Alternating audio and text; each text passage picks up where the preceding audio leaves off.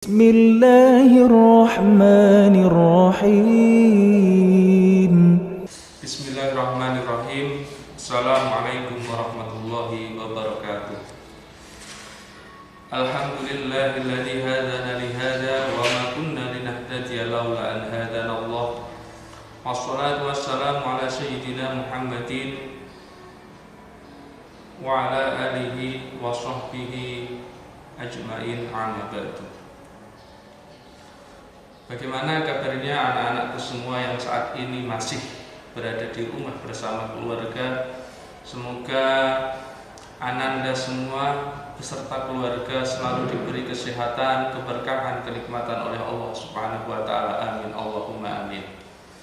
Alhamdulillah, pada kesempatan kali ini kita dapat berjumpa lagi walaupun secara daring, secara virtual, tetap dalam kajian fikih kitab Mabadi' Fiqhiyah juz 2 ya.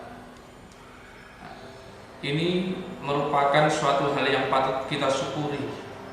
Kita masih diberi waktu untuk menuntut ilmu, untuk menghilangkan kebodohan pada diri kita.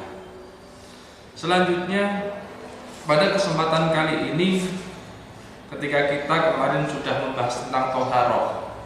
Toharoh itu apa? Kemudian ada macam-macam. Ada macam-macam air. Ada air yang banyak atau air yang masuk kategori 2 kula. Ada air yang sedikit atau kurang dari 2 kula. Kita kemarin sudah membahas hal itu. Kemudian kita sudah membahas tentang najis. Najis itu apa saja? Kita kemarin sudah bahas, ada nanah, ada muntahan, ada arak, kemudian ada bangkai, kecuali bangkai belalang dan bangkai ikan. Itu kita kemarin sudah membahasnya.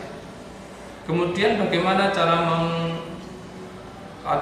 menghilangkan atau cara bersuci dari najis-najis tersebut, kemarin kita sudah bahas. Contohnya, cara bersuci dari najis anjing dan babi itu dicuci sebanyak 7 kali, dengan salah satunya yaitu menggunakan lumpur. Itu merupakan cara bersuci yang kemarin sudah kita bahas. Untuk sekarang atau pertemuan pada kesempatan kali ini kita akan membahas tentang istinja. Istinja itu apa? Istinja itu adalah, kalau dalam bahasa Jawanya dalam bahasa Jawanya itu adalah cewok. Kalau bahasa Indonesianya ada yang namanya cebok. Itu adalah istinja. Mari kita bahas bersama-sama, mari kita kaji bersama-sama. Bismillahirrahmanirrahim. Al-istinja'u, yaitu bab yang menerangkan tentang istinja. Mal istinja, apa itu istinja? Istinja yaitu ghuslu sabilaini, yaitu membasuh kedua jalan pembuangan, yaitu kubul dan dubul, bil ma'i, dengan air, li izalatil khariji minhuma, untuk menghilangkan sesuatu yang keluar dari keduanya. Kal bauli, seperti air kencing, wal ghaiti, dan berak ya. Air kencing dan berak atau fes ya. Tuh. Jadi yang dinamakan istinja adalah membasuh kedua jalan dari sesuatu atau perkara yang keluar dari keduanya, seperti air kencing dan berak atau fes. Hal yajuzul istinja'u bil hajar. Apakah boleh, apakah wenang, apakah diperbolehkan beristinja menggunakan batu? Ini. Jadi ketika tidak ada air, misalkan kita sedang berada di hutan atau di suatu tempat yang tidak terjangkau air atau tidak ada air sama sekali, apakah kita boleh beristinja atau cebok menggunakan batu? Yajuzul istinja'u,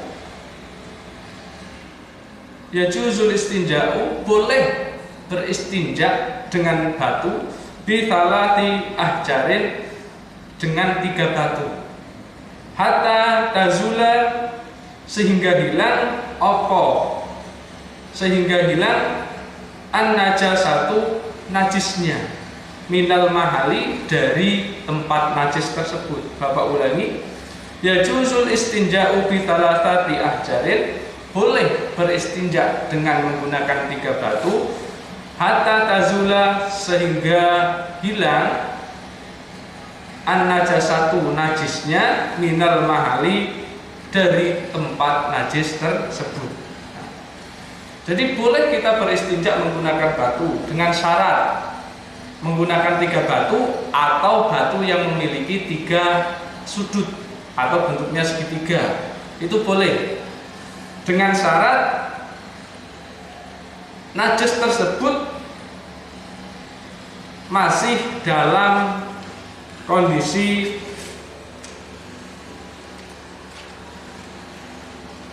belum kering. Ada syarat-syaratnya. Salah satunya itu, yang pertama, dengan menggunakan 3 batu, ketiga batu tersebut sudah bisa untuk membersihkan atau bisa dikatakan cukup. Kemudian najisnya belum kering, berarti kalau najisnya sudah kering itu kita sudah tidak bisa beristinja menggunakan batu. Kemudian najis belum keluar dari tempatnya atau belum pindah dari tempat keluarnya. Kemudian tidak dicampuri dengan najis lain. Misalkan fes itu masih murni, belum bisa tercampur dengan air kencing atau najis-najis yang lainnya. Ketika sudah tercampur, berarti itu sudah tidak bisa kita beristinja menggunakan batu. Kemudian tidak melampaui hasyafah. Ya, hasyafah itu bagi najis air kencing, masih istilahnya masih pada tempat keluarnya. Dan kemudian belum terkena air. Dan yang selanjutnya adalah harus dengan batu yang suci. Itu syarat-syaratnya. Yang pertama, menggunakan 3 batu atau batu yang mempunyai 3 sudut, kemudian belum kering, masih pada tempat keluarnya atau bisa dikatakan masih dalam lubangnya. Jadi ada syarat-syarat yang perlu diperhatikan. Kemudian ada belum tercampur dengan najis-najis yang lainnya. Jadi yang dinamakan istinja itu adalah mencuci atau membasuh tempat keluarnya najis, yaitu kubul dan dubul, dengan menggunakan air untuk menghilangkan najis tersebut. Kemudian Bapak ulangi lagi, apakah boleh beristinja menggunakan batu? Boleh. Nah, tapi syarat-syarat yang tadi harus diperhatikan. Yang pertama, belum kering, batunya suci. Kemudian 3 batu atau batu yang memiliki 3 sudut. Nah, kemudian belum tercampur dengan najis yang lain. Nah, begitu ya. Nanti kalau kita sudah bisa bertemu secara langsung, kita bisa mempraktekkannya. Tentunya dengan alat peraga ya, supaya jelas dan supaya anak-anakku semua paham bagaimana tata cara yang benar. Nah, demikian yang dapat Bapak sampaikan. Kurang lebihnya mohon maaf. Nah, semoga bermanfaat. Bapak akhiri. Assalamualaikum warahmatullahi wabarakatuh.